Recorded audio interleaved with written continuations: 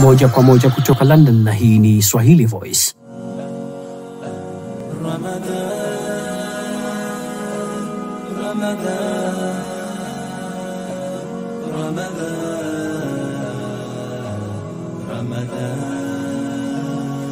Habari za kutwa wapenzi watazamaji wetu popote pale mnapotufuatilia, na ifuatayo ni taarifa ya habari ya wiki nzima kutoka Swahili Voice hapa London, na kwanza ni muhtasari wake. Miongoni mwa utakayoshuhudia katika habari zetu hapa Swahili Voice wiki hii: Jumuiya Al-Noor Leicester yakwama kukamilisha ujenzi wa jengo la msikiti. Kama tunavyoelewa ni kwamba huu ni mwaka wa pili jengo letu limeweza kufungwa. Na huko Afrika Mashariki mambo ni mwendo mdundo kweli kweli. Visiwani Zanzibar, chama cha ACT Wazalendo chatangaza kuachana na siasa za lele mama, chatangaza siasa za mapambano. Kumekucha Zanzibar. Chama cha ACT Wazalendo bado kimo katika serikali ya umoja wa kitaifa. Na huko Eldoret nchini Kenya, wazazi waliotapeliwa kupatiwa scholarship za masomo kwa watoto wao mamtoni waibuka tena kudai mamilioni ya fedha zao zilizotafunwa na wajanja. Kiumbe mzito kwa kweli. Kwa hayo na mengineo mengi, usikose kujumuika nasi katika taarifa yetu hii ya habari hapa Swahili Voice pekee. Haya, sasa kumekucha. Ni mwaka mpya na mambo mapya. Ndiyo, ni mambo mapya kabisa na kampuni yako pendwa ya Lemfi. Kwetu sisi Lemfi, sasa tunatoa viwango bora vya kutuma fedha nchini Tanzania. Viwango ambavyo huwezi pata mahali popote pale zaidi ya hapa Lemfi pekee. Na kama hilo halitoshi, tuna bonus ya kibabe juu ya meza. Kwani sasa unaweza kujinyakulia pauni 5 papo hapo mara ya kwanza mteja mpya anapotuma kiasi cha fedha kuanzia pauni 50 au zaidi. Unangoja nini? Kuwa mjanja, kimbia na Lemfi. Viwango bora kila uchao. Msomaji wako leo hii ni mimi Salma Hafidh, na kwanza ni habari za ndani.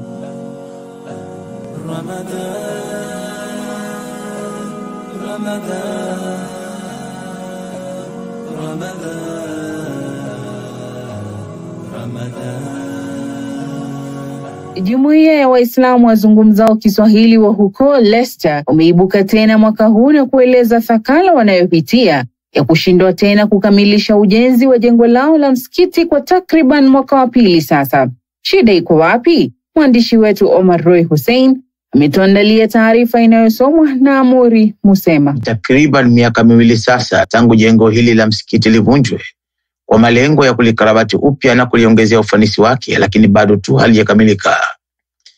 Kama unakumbuka, mapema mwaka jana tulikuwa hapa kusikiliza vilio vya baadhi ya waumini waliofika na kuonesha masikitiko yao kwa kukosa sehemu ya makutano yao ya kufanyia ibada kwa ujumla. Kwa mujibu wa taarifa tulizozipata, jengo hili lingeweza kukamilika mapema kabisa na kuanza kutumia kwa shughuli zote za kijamii ikiwemo sala na ibada nyingine, lakini la hasha. Ulipangalo sio liliwalo. Kufahamu ni nini hasa kimekwamisha hatua za kukamilika kwa jengo hili, hapa tunaye Mwalimu Khamis Sahali, na hapa anasema Kutokana na kufungwa au kusimama kwa madrasa kulitumia jengo hilo, na kusema kweli limeleta athari kubwa. Imebidi tuazime pahala ambapo hapakidhi mahitaji na wala mtaala haukuweza kusomesheka kwa namna inavyotakiwa. Inshallah Mwenyezi Mungu atafungua, tutarudi katika jengo letu na tutajiimarisha zaidi. Lakini kusema kweli kila kitu kimekwama, na hata baadhi ya wanafunzi waliondoka kutokana na kutoridhishwa na jengo ambalo tulikuwa tumeazimwa tunalitumia. Tunawashukuru wale watu wazima, lakini kusema kweli ni pigo na tumerudi nyuma sana, na hasa katika kipindi cha Ramadhani, mihadhara na shughuli nyingine zote za dawa zimeshindikana, na tumeshindwa kukusanya waumini pamoja kama kawaida yetu katika miaka mingi iliyopita. Assalamu alaykum wa rahmatullahi wa barakatuh. Wahenga wanasema paa bovu hujulikana wakati wa mvua, na dhiki ya kukosa sehemu ya kufanya ibada unaiona kwa kina zaidi mara tu ifikapo mwezi mtukufu wa Ramadhani. Kwa hapa Leicester, kitendo cha kukaa miaka 2 bila kuwa na eneo la kusalia na la kufanyia ibada imekuwa ni zaidi ya usumbufu. Hebu tusikilize mdau mwingine anasemaje. Kama tunavyoelewa ni kwamba huu ni mwaka wa pili jengo letu limeweza kufungwa kwa ajili ya ujenzi, na hii imetokana na changamoto kadhaa ambazo zimeweza kuchelewesha ujenzi huu, mojawapo ikiwa tukisubiria vibali kutoka kwa halmashauri ya Leicester ambao ndio ilikuwa lazima wapitishe ili tuweze kuanza ama na kuendelea kwa ujenzi huu. Na vile vile ni kwamba tulikuwa na upungufu wa fedha. Tulitarajia kulikuwa na wadhamini kadhaa pengine wangeweza kutusaidia, lakini hilo limetuchelewesha. Hivyo basi limetupelekea sisi kuwa na mikakati mingine ya kuweza kuchangisha ambazo fedha hizo hazikuweza kuchangishwa kwa wakati, lakini alhamdulillah la kulli hal ni kwamba tumeweza kuendelea na ujenzi huu na hatupo mbali, na Mungu akituwezesha inshallah taala tutaweza kulimaliza jengo letu. Awali ulipofika hapa tuliambiwa kuwa msikiti huu ulikuwa na wafadhili na hakuna shida yoyote ya upatikanaji wa fedha, kwa sababu fedha ndiyo kila kitu. Tuliamini kuwa huu utakuwa msikiti wa mwanzo wa Jumuiya ya Kiswahili kuweza kujengwa na kukamilika kwa wakati mfupi, lakini ukipanga hili inawezekana kabisa. Mungu pia ana mipango yake. Nikiripoti kutoka eneo hili la Leicester chini ya usimamizi wa mwandishi mwenzangu Omar Roy Hussein, ni mimi Amuri Msema wa Swahili Voice. Nchini hapa tunayo taarifa kuwa Rais wa Zanzibar, mwenyekiti wa Baraza la Mapinduzi Dr. Hussein Mwinyi anatarajiwa kuwasili nchini Uingereza mapema mnamo mwezi Aprili na kupanga kuonana na kuzungumza na wanadiaspora. Nataka kupata undani wa taarifa hii. Nao ujio wa ziara ya rais, anakuja kwa kazi maalum Mheshimiwa Hussein Mwinyi. Ujio huo nao na tumejiandaa vizuri kwa ajili ya kumpokea na kusikiliza yale ambayo anakuja nayo. Vipi mwamko wa watu wengine? Unahisi ni mambo gani mngependa rais ayafahamu wakati akiwatembelea? Mambo mengi tunayopenda rais ayafahamu. Kwanza jambo moja ili ambalo lilileta utata sana na bado linaendelea kuleta utata, mambo ya insurance. Ili lazima rais akija tuzungumze naye na alifikirie swala hili kwanza. Na swala la pili, akija mheshimiwa rais tutazungumza naye kuhusu habari ya nchi yetu na wana diaspora, nini tunataka ili tuweze kufahamiana katika yale yote ambayo tunahitaji. Nashukuru nimepata taarifa ya kwamba tutakuwa na ugeni wa mheshimiwa rais wa Zanzibar katika nchi yetu ya Uingereza hapa.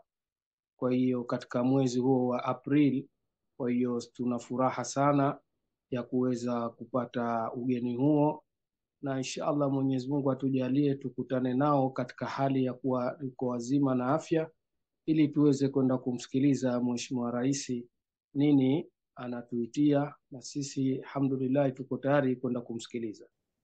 Katika ujio wa mheshimiwa rais ungetarajia nini ukiwa kama mwana diaspora hapa UK? Maana ni kipi hasa kitakusukuma kutaka kwenda kumuona? Kitu kikubwa ambacho ninachotarajia kuonana na mheshimiwa rais, kwamba kama mimi binafsi nitaeleza kile kilio cha watu. Watu wamekuwa na kilio kwa muda mrefu kwamba wakitaka uraia pacha, na hilo ndo tunalolitaka, na kwa sababu tunalitaka kwamba sisi tunataka tufaidike katika nchi yetu na nchi yetu iweze kufaidika kwetu sisi. Lakini masuala haya yako katika pande zote mbili, kuna upande wetu sisi na upande wa serikali. Ni jambo ambalo nipe na mimi nikupe. Kwa hivyo tukipata uraia huu wa uraia pacha utatusaidia sisi kuweza kufanya mambo mengi.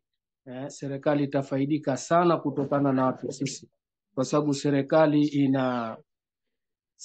yetu kwamba inaweza ikafaidika, kwa sababu hapa kuna watu wa aina tofauti wenye fani tofauti. Kwa hivyo serikali itaweza kufaidika. Wakitaka madaktari hapa wapo, wakitaka mainjinia hapa wapo, wako watu wa kila aina. Ni serikali tu kufungua mlango wake huo ili watu waweze kwenda kuinvesti nyumbani na waende wakaifaidishe nchi yetu kutokana na vipaji vya watu walivyokuwa navyo hapa. Lakini hilo haliwezi kufikiwa kwa mazingira ya kwamba sisi tunakwenda kule nyumbani kama vile ni wageni wakati ni wazaliwa.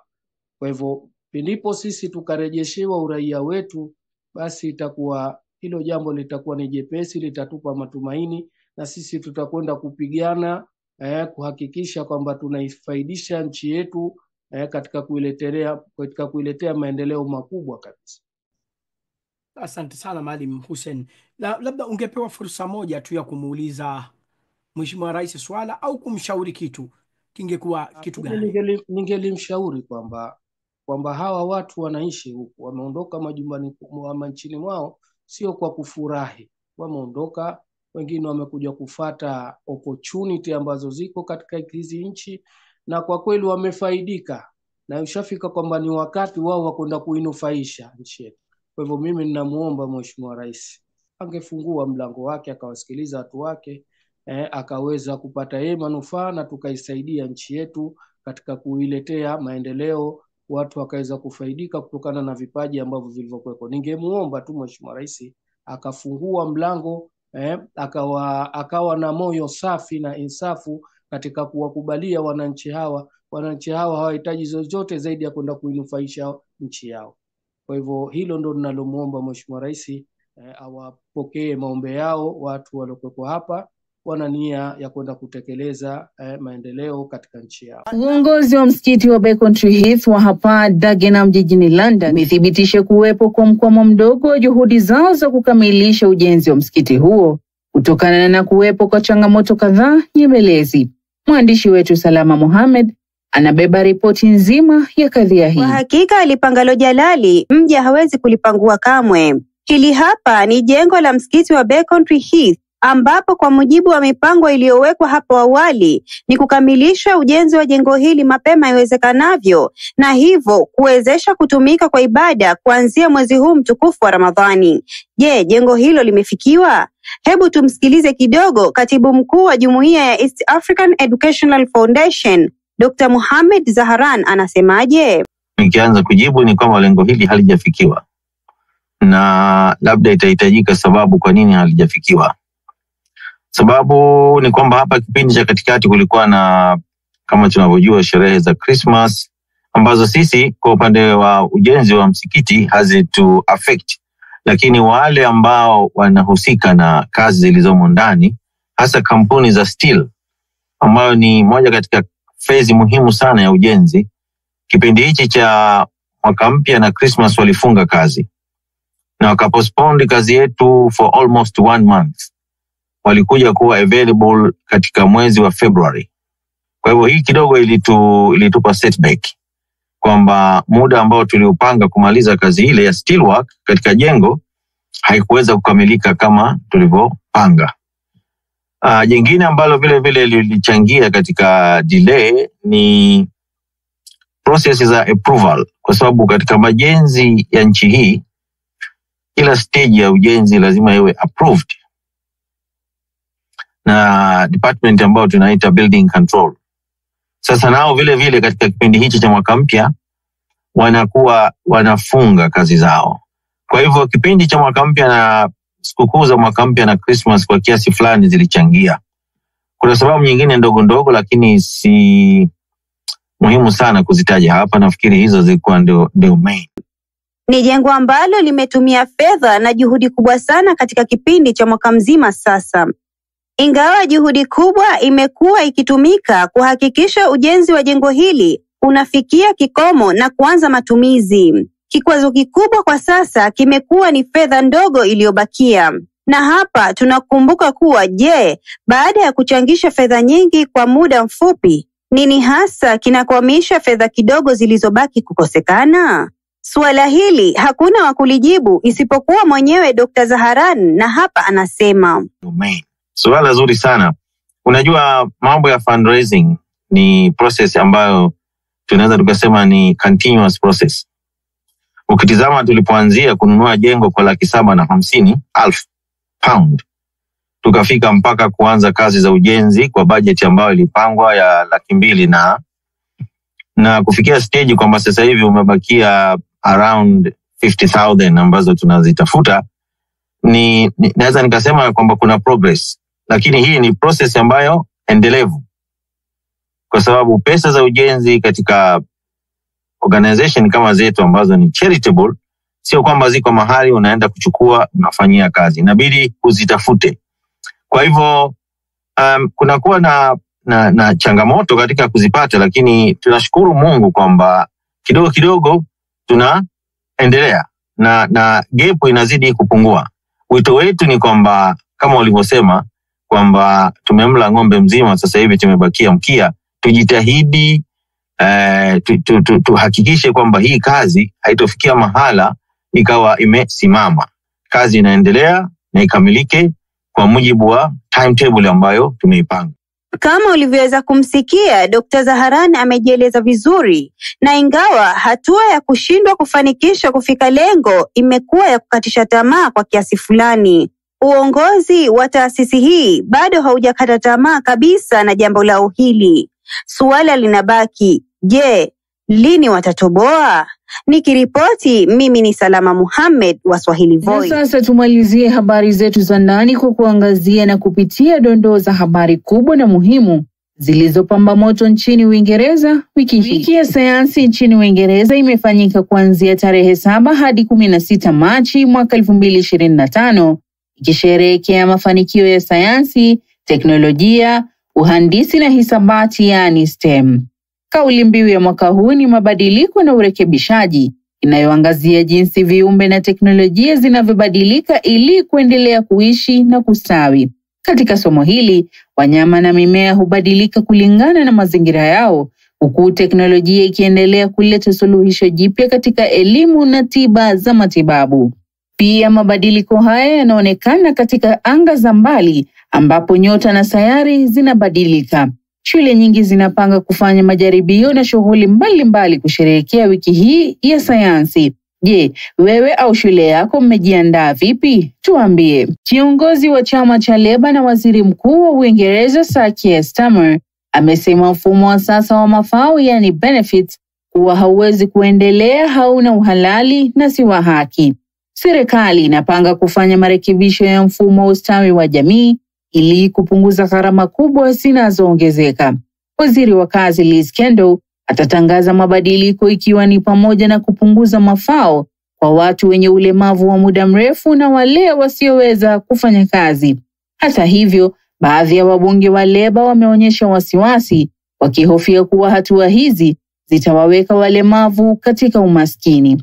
Licha ya upinzani, wabunge wengine wanasema serikali ina wajibu wa kusaidia watu waliopoteza ajira kurudi kazini na kupunguza utegemezi wa mafao. Timothy Walker mwenye umri wa miaka 43 amehukumiwa kifungo cha miaka 15 kwa mauaji ya Dennis Shearer katika shambulio la kikatili lililofanyika tarehe 28 Februari mwaka 2021. Shearer alipigwa na kitu kizito kichwani mara 9 akiwa usingizini na alifariki hospitalini baada ya siku 9. Hakimu O'Hara alisema majeraha yake yalikuwa mabaya kiasi kwamba yalionekana kama majeraha ya risasi. Natalie Branigan mwenye umri wa miaka 42 alihukumiwa kifungo cha miaka 2 kilichosimamishwa kwa kumsaidia mhalifu.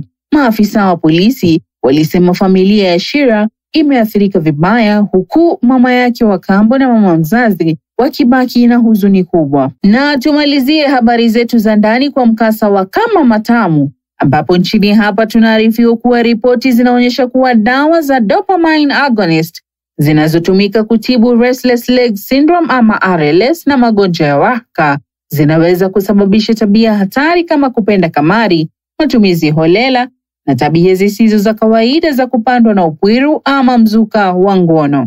Wanawake 20 waliiambia BBC kuwa hawakupewa onyo wala indhari kuhusu madhara haya, na baadhi yao walipata athari mbaya, ikiwemo kujiingiza katika tabia za hatari bila kuelewa sababu za msingi. Ripoti ya GSK mwaka 2003 ilionyesha kuwepo kwa uhusiano kati ya dawa hizi na tabia hizo, lakini onyo halikuwekwa wazi kwa wagonjwa. Wataalamu wanasema elimu bora kwa wagonjwa na madaktari inahitajika ili kudhibiti madhara haya. Haya, sasa kumekucha. Ni mwaka mpya na mambo mapya. Ndiyo, ni mambo mapya kabisa na kampuni yako pendwa ya Lemfi. Kwetu sisi Lemfi, sasa tunatoa viwango bora vya kutuma fedha nchini Tanzania. Viwango ambavyo huwezi pata mahali popote pale zaidi ya hapa Lemfi pekee. Na kama hilo halitoshi, tuna bonus ya kibabe juu ya meza. Kwani sasa unaweza kujinyakulia pauni 5 papo hapo. Mara ya kwanza mteja mpya anapotuma kiasi cha fedha kuanzia pauni 50 au zaidi. Unangoja nini? Kuwa mjanja. Kimbia na Lemfi. Viwango bora kila uchao. Tunaendelea kuangalia taarifa hii ya habari kutoka Swahili Voice ya hapa London. Na sasa ni habari za Afrika ya Mashariki.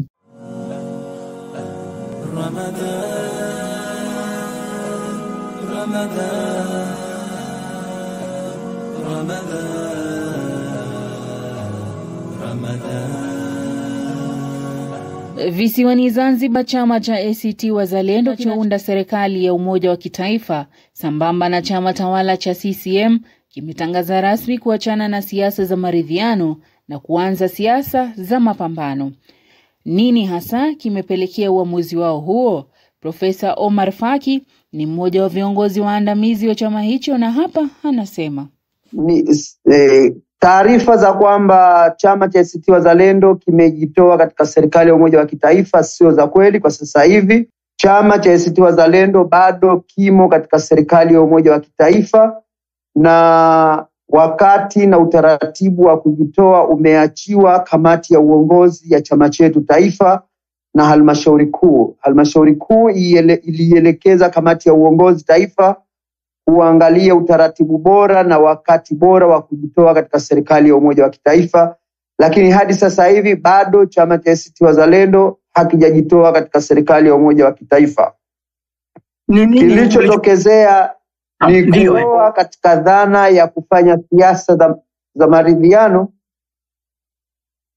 ni kuondoka katika siasa za maridhiano na kuelekea katika siasa za mapambano pamoja na harakati. Kwa hiyo ule mtazamo wa kuelekea kwenye maridhiano sana chama cha ACT Wazalendo kuanzia sasa hivi baada ya halmashauri kuu kukaa tarehe 23 mwezi wa pili kimeamua kwamba sasa siasa za maridhiano hazikuonyesha kuwa na tija na tunaondokana na siasa hizo. Hicho ndiyo ambacho chama cha ACT Wazalendo kwa sasa hivi kuelekea katika siasa za harakati na mapambano kupigania demokrasia ya nchi hii. Ndio, lakini tumeona kwa watu kama sisi ambao tunafuatilia mienendo yenu ya siasa, hatuoni tofauti baina ya siku za nyuma na sasa, kwa sababu mmekuwa wakosoaji wakubwa na mnataja mambo makubwa na kashfa ukosoaji mkubwa sana dhidi ya serikali. Kwa maana nyingine tunaona kama mnapambana tayari.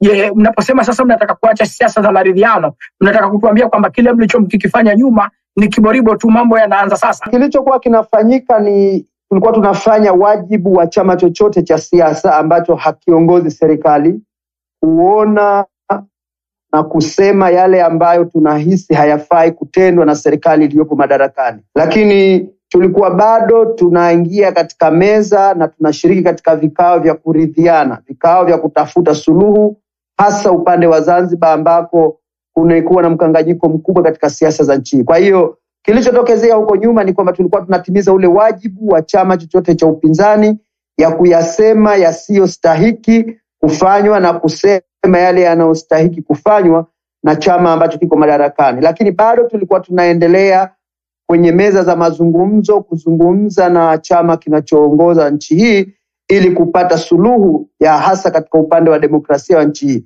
Kwa hiyo kama ulivyosema, kama kile ilionekana ni mapambano ndio yanakuja sasa. Yale alikuwa si mapambano, lakini ni kutimiza ule wajibu wa msingi wa chama cha upinzani chochote katika nchi yoyote ile duniani.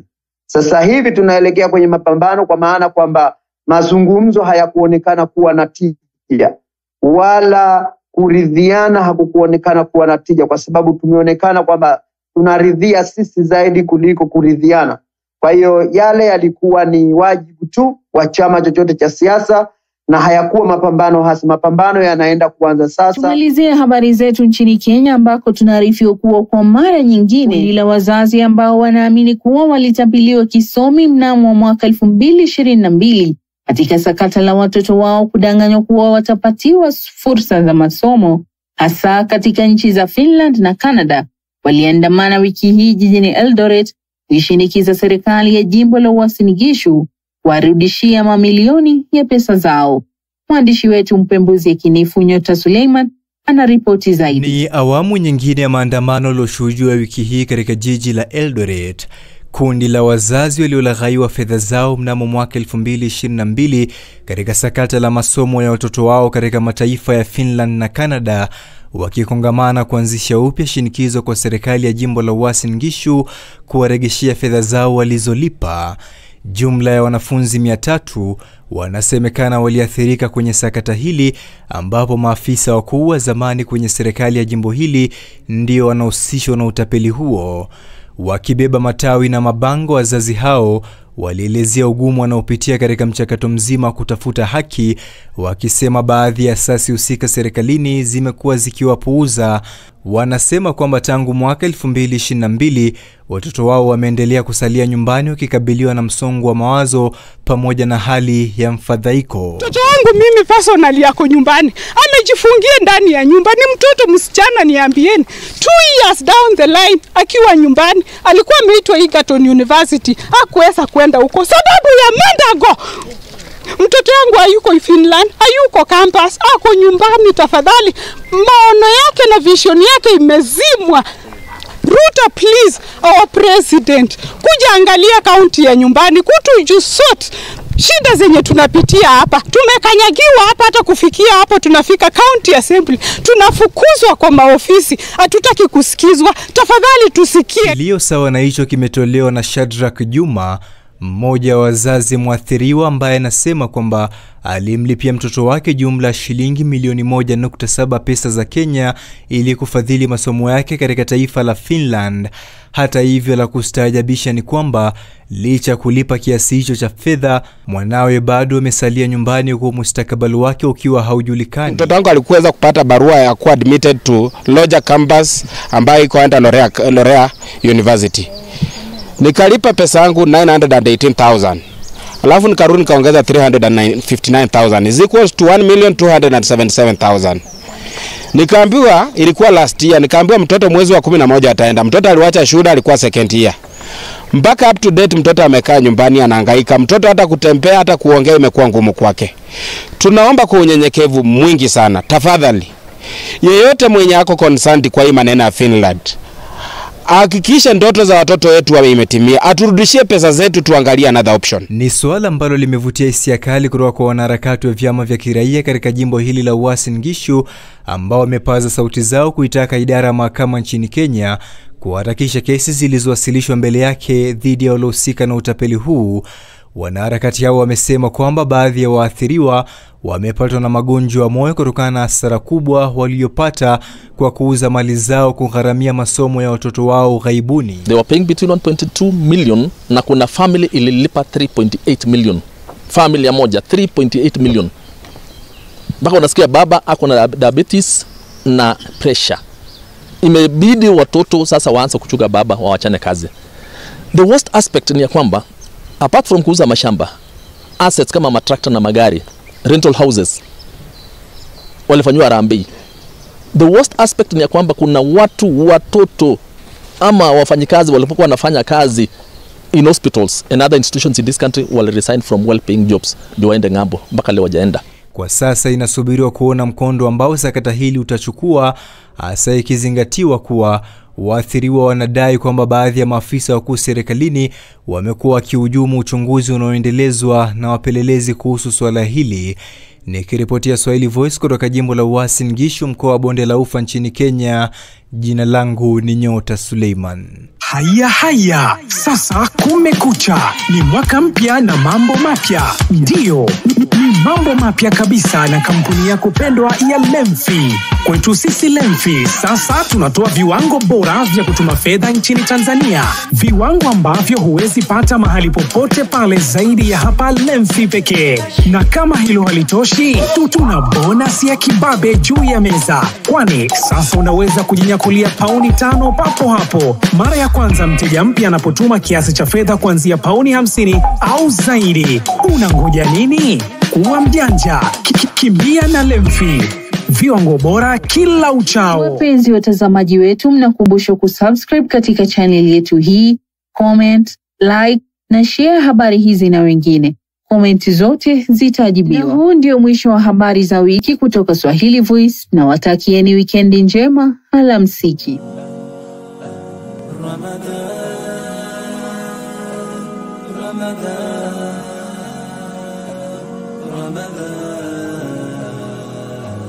Ramadan